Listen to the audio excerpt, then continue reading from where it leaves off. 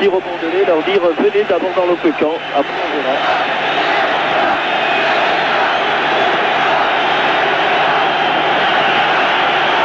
Taran, reprise avec Touvenel, Tcherednik, toujours reprise avec Touvenel, Taran à nouveau qui était revenu, Tcherednik là-bas sur la droite, Bachkirov, Wisniewski, ouf, sortie de Guernotror. Oui, mais illicite là aussi, le pied décollé du sol.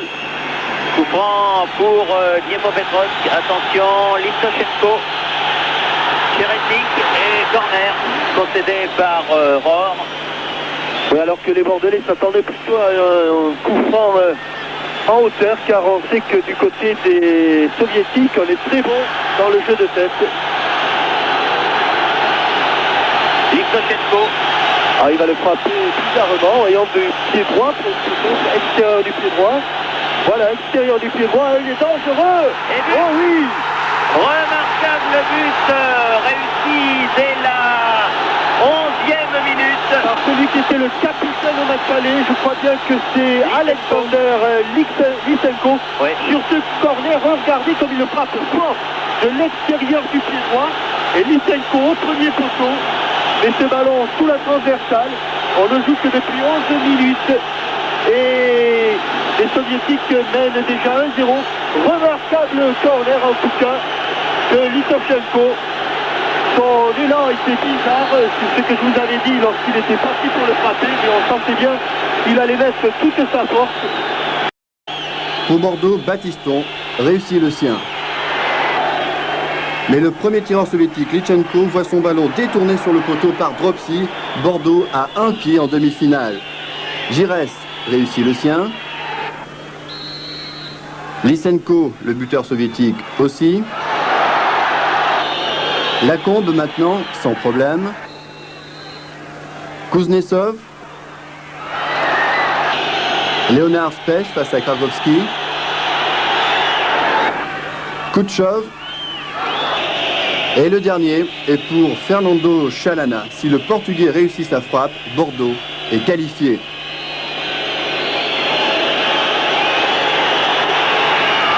C'est fait, Bordeaux est en demi-finale. Fernando Chalana sur ce coup de pied justifie son transfert mirobolant. Encore un exploit pour les champions de France. J'ai l'impression que Bordeaux est meilleur que cette équipe soviétique. Ah, il est évident que les Bordelais, si le score en reste là, vont regretter les 45 premières minutes jouées au stade municipal. Probablement dans un match de Coupe d'Europe, que ce soit contre Bucarest, que ce soit contre l'Athletic Bilbao, ils n'ont jamais eu autant d'occasions en deux matchs qu'au cours de ces 45 minutes jouées contre Dniepopetrovsk à Bordeaux.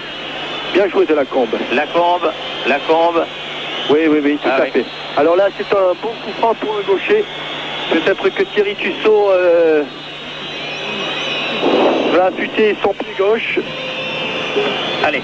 Lui qui a tiré et marqué pas mal de coups francs, alors que l'on voit Aimé Jacquet donner des indications. Et regardez son chrono alors que Didier Cueto allait en avoir froid. On dit il ressemble tout à fait à un Esquimau.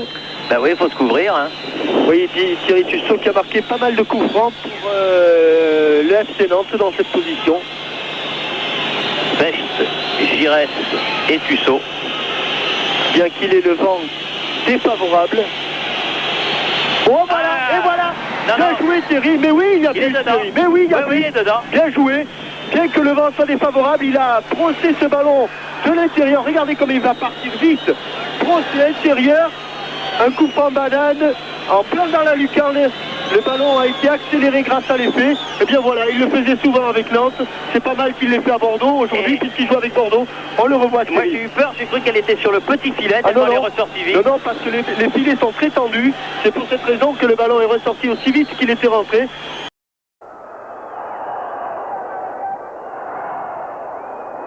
Αλλάζει παιχνίδι για τον Φόμιτσοφ. Καρατάεφ προσπαθεί να κινηθεί γρήγορα, κάνει και την τρίπλα. Ρίχνει κάτω τον Παραφέστα. Μια ωραία ενέργεια του Σοβιετικού, πέφτει η μπάλα στην βαθιά αυτή παλιά. Αναγκάζει τον Πλίτσι να τη διώξει σε πλάγιο, καθώς ο Στουκασόφ είχε πλησιάσει κοντά του επικίνδυνα. Καψάλης Γκολόβνια, Αταούλιν. Παλιά του Γκολόβνια για τον Καψάλη.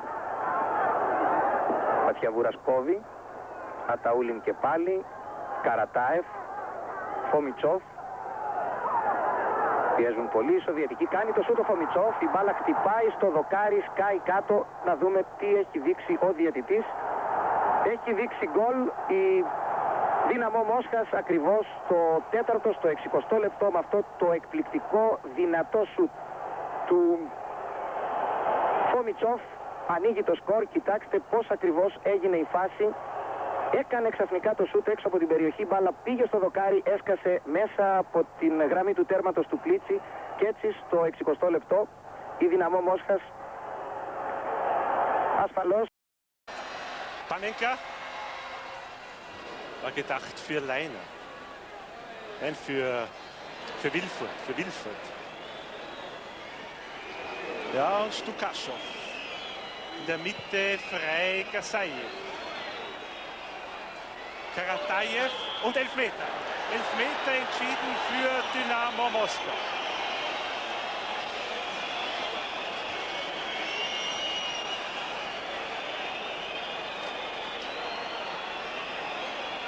Elfmeter in der 25. Minute. Hier noch einmal die Situation. Panenka und Karatajew. Und Elfmeter für Dynamo Moskau. Rapid reklamiert etwas. Und der Gefaulte tritt selbst an.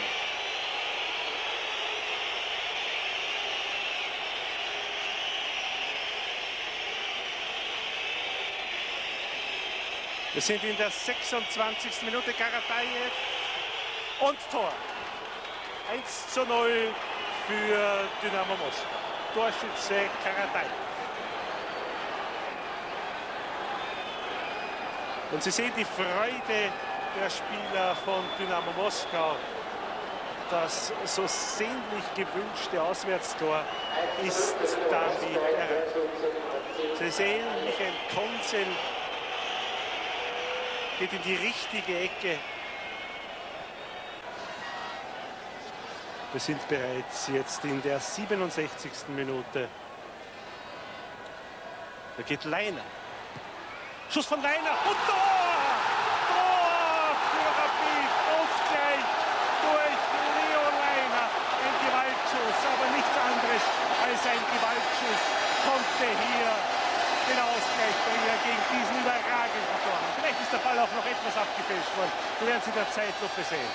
Ein Gewaltschuss von Leo Leiner. 68. Spielminute. Das dritte Europapokaltor von Leo Leiner in dieser Saison. Herrlicher Schuss.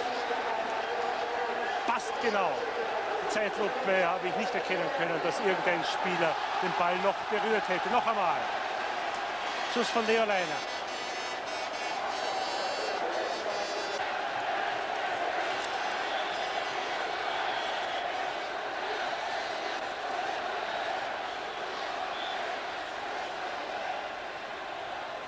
Panenka. Krankel gestoßen, ist Elfmeter, jawohl. Ganz klar und richtig entschieden. Nächster Elfer. Na, wer schießt den jetzt? Wer schießt jetzt diesen Elfer? Krankel, der Kapitän, beschwört den Ball mit Küssen. Der Gefaulte wird selbst schießen. Hier noch einmal. Naja, ohne Zweifel auch ein Elfmeter. Und der elfmeterfreundliche Schiedsrichter Christoph aus der CSSR hat auch hier auf Elfer entschieden, und zwar in der 70. Minute. Hans Krankel, ich glaube, er wird einen Gewaltschuss hier loslassen, wie ich ihn kenne. Krankel greift an. Und Tor, jawohl, ein Gewaltschuss von Hans Krankel. Und das ist das 2:1 und zurück zur Mittellinie. Wir haben noch 20 Minuten Zeit.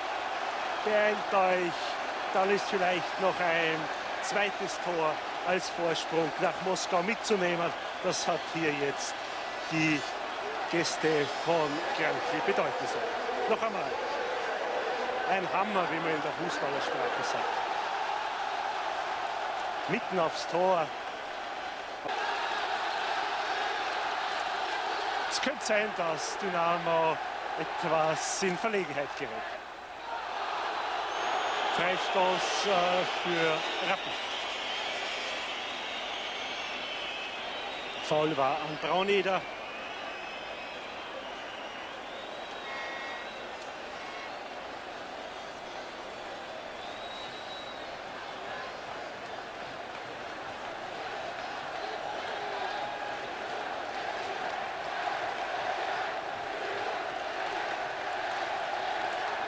Panenka zurück zu Peter Rustic.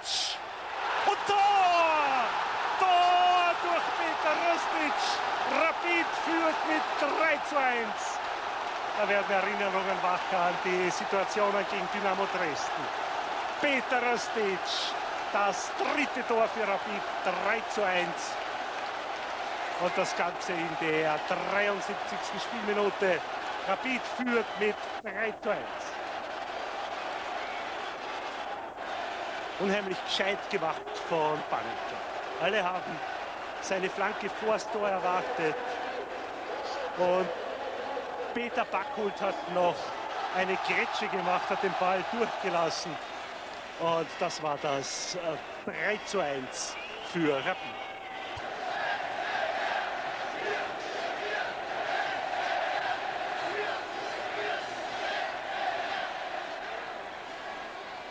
Und das muss auch Elfer geben. Jawohl, 11 Meter für Rapid nach einem Foul an Weinhofer.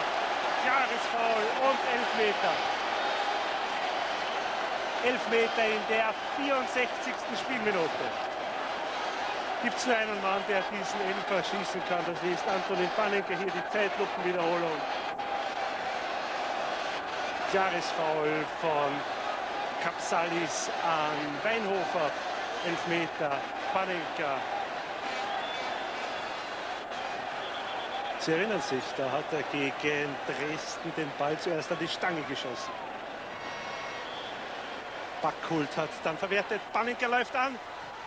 Und der großartige Tormann wehrt auch diese Chance von Rapid ab. Prudnikow pariert den Elfmeter von Antonin Panenka. Ein Teufelskerl, dieser Alexei Prudnikow.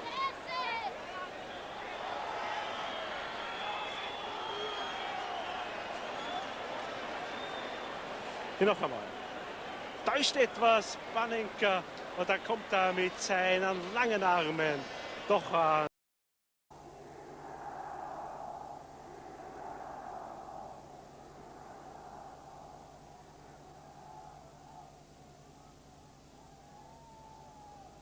So, und ich höre jetzt auch hier über meine Verbindung mit Moskau, dass Gerhard Zimmer wieder zu hören ist und er kann jetzt direkt aus dem Stadion von Dynamo Moskau weiter kommentieren. Gerhard Zimmer, bitte.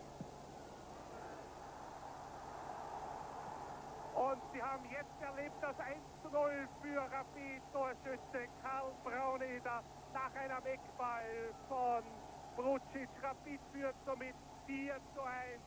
Und es freut mich, dass wir gerade in diesem Augenblick jetzt hier in das Geschehen eingreifen dürfen, auch akustisch. Rapid hat hier nach genau 3 Minuten und 40 Sekunden das 1:0 geschossen, und zwar durch Karl Brauneder. Wiederholung, sondern einfach hereingespielt, das 1:0. Das Panenka, und hier haben sie den Ausgleichstreffer durch